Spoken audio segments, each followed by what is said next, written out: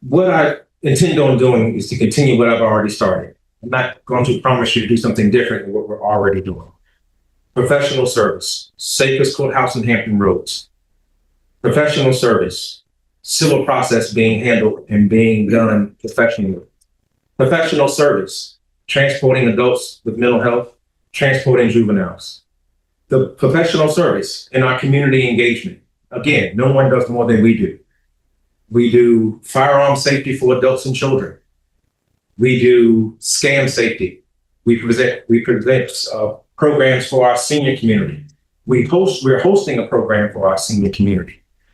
When it comes to public safety, though we may not be as visible as the police department, we're no less valuable as the police department because we are the continuation of what they began.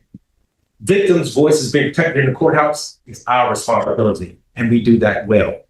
The juries that we set, the inmates that come into the building, those are our responsibilities.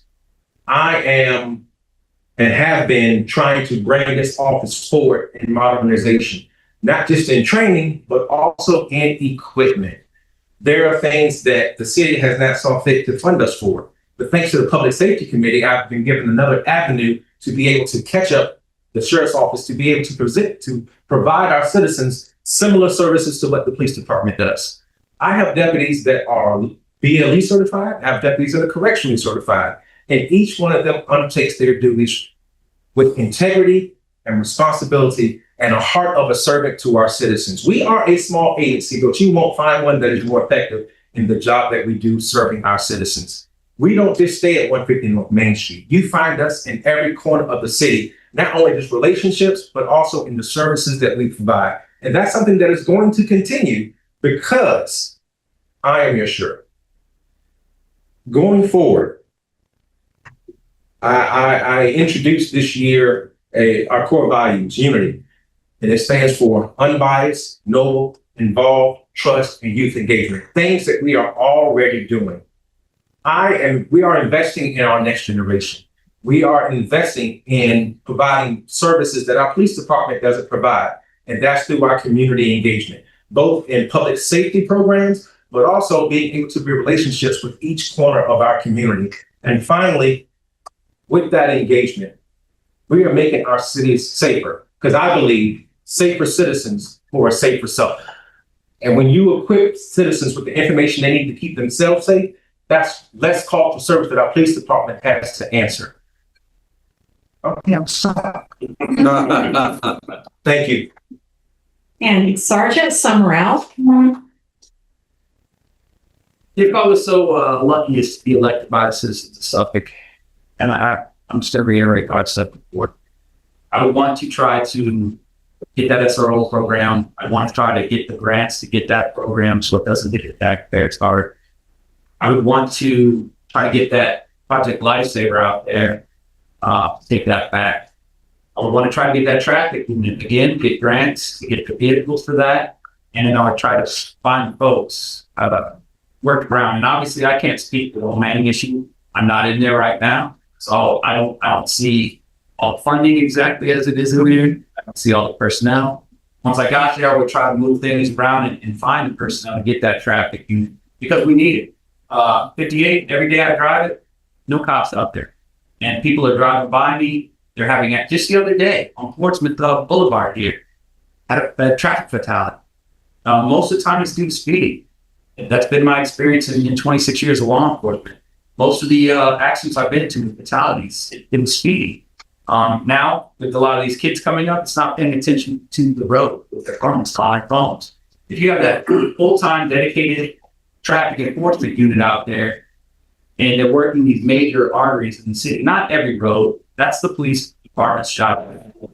But the main thoroughfares, 58, 460, 664, 10, 17, you can start to cut down some of those traffic fatalities. And Lord knows if you folks have seen 460 layers or 17 with all that construction, you need some dedicated enforcement out there. You really do. It's kind of a madhouse in most states. Don't want to take over the police department's job. Not at all. They have a very special job, and it's to get out there, run call for service. My 23 years here in Mid City, sheriff's department has been quiet. I haven't heard much in 23 years. You ask most folks, they don't know who the current sheriff is. They don't know who the last sheriff was. They don't know the sheriff before that. Not the sheriff had to get out there and get, be glamorous, get on the news all the time. But a sheriff should be out there and folks should see them. The sheriff should be going to the schools. Citizens should have the sheriff's city phone number. And I'm not going to, if I get it, I'm not going to answer a call at 2 in the morning. I'm not going to say I'm going to do that. Shoot me the message. I'll get back to you during the day. So citizens should have that because you work for them. You are the sheriff's employee. So if I was so lucky as to get it, those would be things that I would do. Transparency. I try to get the schools. I would definitely take care of the court still. I definitely take care of civil process. That goes without saying. That's a core function. The core functions are going to get done. But where you can help, where you can make a difference, you try to do that. And you try to find, you fight to find the ways to make a difference and to ease some of this, the burden that the city's having now on to thing. And Sergeant Boubacar. Yes, first of all, I want to thank everybody for coming. I appreciate you guys coming here. I also want to thank my two opponents here for being here. I'm going to do something for you guys. Suffolk is changing, and if you don't believe it, just look at the traffic, right? And also the rising population. And we have also a growing number of people experiencing homelessness. When you go at 9 p.m. downtown, you will see what I'm talking about. Or early in the morning, you will see people sitting, sleeping on the benches. So these are not just statistics. It's just a sign that we have changed, and the change is here. So, and for me, I'm not running for sheriff so that I can make history. I'm running for sheriff because I believe that I have the leadership and the experience and the proven record that will serve this city well. So now I'm going to ask you one thing. As you go home, sit down and talk, I need you to think about how can we keep our city safe. I'm going to tell you one thing. It's not by just picking people that the familiar name. You have to pick somebody who's going to do the right thing for the city. Suffolk first, Suffolk always. I have led on the front line as police sergeant. I also have led in the U.S. Army Reserve as company commander. I have worked on national security issues, human trafficking, border protection. So I know the change that we need. I always say law enforcement is not just a job, it's calling. So, and I love this city. I'm very passionate about Suffolk. What I want you to know is you give me the opportunity to be your next sheriff. I promise you that I will work hard every day to make sure that Suffolk is ready for the change that is coming. I will promise you 3 things. I will always be accessible. I will always be visible. You invite me anywhere, your living room, I will come and we'll sit down and we're going to have the difficult talk.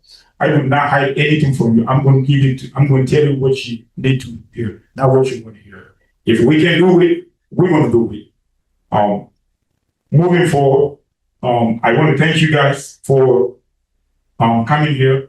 Please come November for vote Boubacar. God bless you. God bless Suffolk, and God bless this country. Thank you very much.